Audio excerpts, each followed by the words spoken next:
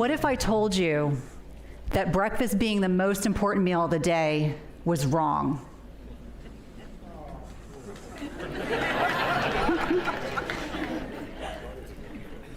What if I told you it is more important when you eat than what you eat? Perhaps much of the nutritional dogma that we've been raised with is now outdated, like snacking all day long and eating mini meals.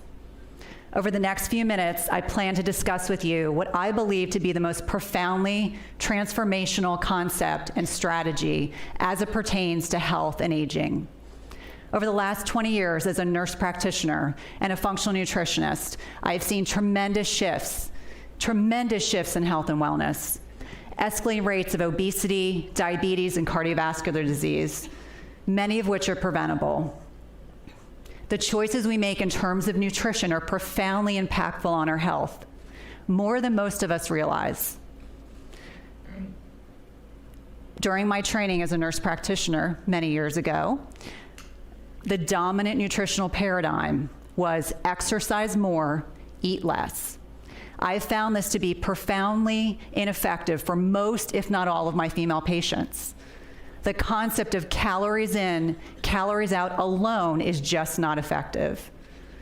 Many of the things that I work with my female patients really focus on the connection between our lifestyle choices and how that impacts healthy aging and weight gain.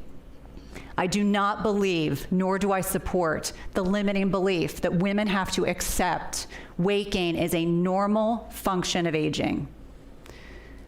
The National Health and Nutrition Exam Survey, which looks at data with regard to children and adults in terms of their nutrition and escalating obesity rates, compares what went on in the 1970s, where most Americans consumed 3 meals a day and no snacks.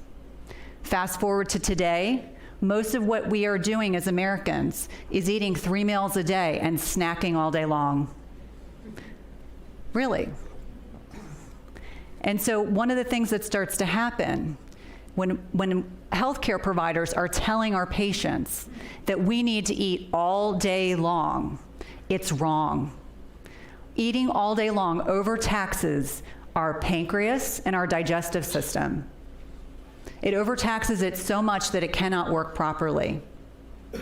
And if it cannot work properly, we cannot absorb our food or the nutrients in that food. Another really important distinction when it comes to meal frequency or how frequently we're eating is the debate over sugar burners versus fat burners. And when we're talking about that, a sugar burner is someone that consumes lots of carbohydrates and taps into glucose as their primary fuel source, which is incredibly inefficient. If you recognize these individuals, they are frequently hungry, they often get hangry, they have significant dips in their energy level, they struggle more with fat loss and they struggle more with their weight, because insulin levels are high. Insulin is that fat-storing hormone. So if levels remain high, we have more oxidative stress, we have more inflammation, and we struggle more with weight gain. In sharp contrast to this are fat burners. They tap into fat stores for energy. They have sustained energy. They are much more clear cognitively. They don't get hangry. It's easier for them to lose weight because they tap into those fat stores. They sleep better and they age more slowly. So meal timing and how frequently we are eating is absolutely crucial. Absolutely crucial. Let's talk about some statistics as they pertain to women and healthy aging. So we know 2/3 of women 40 to 50 years of age are overweight and more than half are obese. How do we proactively address this statistic without quick fixes? It makes me want to cry when my female patients would prefer I write them a prescription than work on changing their diet, more exercise, other lifestyle changes. Women in their 50s and 60s gain an average of 1.5 pounds per year. Per year, that's average. And some of this is attributable to things like hormonal fluctuations, women having less lean muscle mass than their male counterparts, sleep disturbances, and mood disorders. However, there are strategies we can use to help offset this. So folks, I want you to save your money on potions and powders and supplements that are not long-term solutions. I've got a better idea, and I'm going to tell you about it. I've got a better idea. There are lots of strategies that I use with my female patients, but none more powerful than intermittent fasting. Intermittent fasting can help fuel fat loss, as well as many other benefits that I'll talk more about in a second. But it also can improve interpersonal relationships and self-esteem. And for many women, this permits them, it's the magic bullet that allows them to gain back their former selves. Really powerful. And the really cool thing about intermittent fasting is it's free, it's flexible, and it's simple. You take nothing else away. Free, flexible, simple. So let's talk about intermittent fasting. It is the absence of food during a prescribed time period.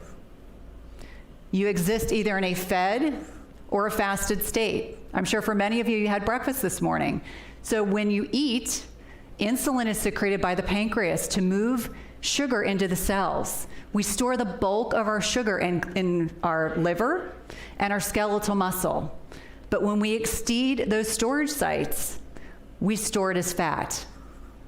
When we're fasted, insulin levels are low, and we can tap into fat stores for energy.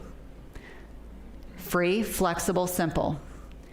And so when we're talking about intermittent fasting, it's fairly simple. If you skip breakfast in the morning, you can reduce your caloric intake by 20 to 40%. And the typical time frame that I recommend to my female patients is a 16-8. 16 hours a day fasted with an 8-hour feeding window. I know that seems a little overwhelming at first, but I'll give you some strategies for how you go about doing that. So the 20 to 40% reduction in calories means that you can fuel fat loss. So what are some of the benefits other than fat loss? Fat loss, and especially visceral fat around our abdomens, around our major organs. We know that it improves mental clarity because insulin levels are low. We know that it spikes human growth hormone, which helps us with lean muscle mass. We know that it induces something called autophagy. I will speak more about this in a second, but this is spring cleaning for the cells. It is only evoked when we are fasted. Autophagy. We know that it lowers insulin levels, blood pressure, improves our cholesterol profile, and we know that it can reduce your risk for developing cancer and Alzheimer's disease, which I like to call type 3 diabetes, if for no other reason we want to protect our brains. As wonderful as a strategy as this is, it is not for everyone. I'm going to talk briefly about the individuals that want to avoid this strategy. First and foremost, if you are a brittle diabetic or you have difficult to control diabetes, if you are a child, an adolescent, or age greater than 70, might not be the best strategy. If you are pregnant, if you have chronic heart issues, kidney or renal issues, not the best strategy. If you have a history of a disordered relationship with food, whether it is anorexia, bulimia, or binge eating, might not be the best strategy because it can invoke those tendencies. And last but not least, if you have a low body mass index, you're frail, or you've recently been in the hospitalized like I was for 13 days, I'm not currently intermittent fasting. Now, everyone always asks, well, when you're fasting, we know we're not eating food, but you can absolutely consume things like filtered water, plain coffee, or tea. They will not break your fast. But when you're ready to eat, what do you eat? Now, I would be remiss if I did not mention that there are foods that are going to be more advantageous for you to consume when you're ready to break your fast. So I want you to focus on real whole foods. That's what your body needs, wants, and deserves. So I want you to purchase the best quality protein that your budget permits. Ideally, organic or pastured meat, wild-caught fish. Healthy fats, so crucial, helpful for building healthy hormones, and also really important for satiety, making sure our taste buds light up, make us happy. I'm not part of the anti-fat brigade. Really, really important. 20 years ago, I might have told you not to eat fat, but now we know better. So I want you to focus on things like avocados, coconut oil, grass-fed butter, and nuts, really great healthy fats.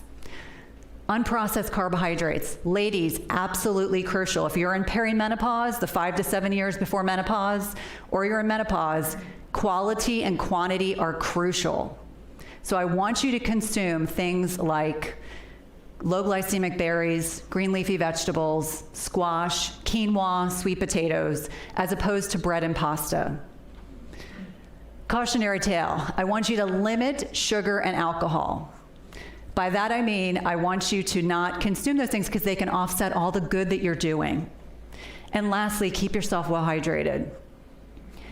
Now, I want to make sure that I briefly touch on some of the practical implications for how you would go about starting intermittent fasting. Generally, I have my ladies start with 12 to 13 hours of fasted period, and they can slowly increase by an hour or so every day until they've reached that 16-hour mark. Again, you want to keep yourself really well hydrated. You can also have plain coffee or tea.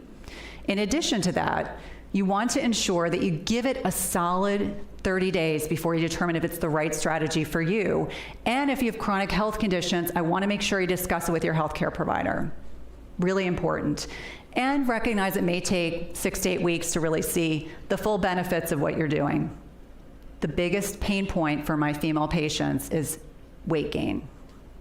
I have a fantastic strategy to help with this, but I don't want you to buy into the next $50 container protein powder or the hottest weight loss supplement that's out there. I want you to think about the fact this is a simple, flexible, and free option that you can try at home, discuss with your healthcare provider if necessary. I really feel so passionately about this because it's something that all of us should be discussing with our patients. Thank you.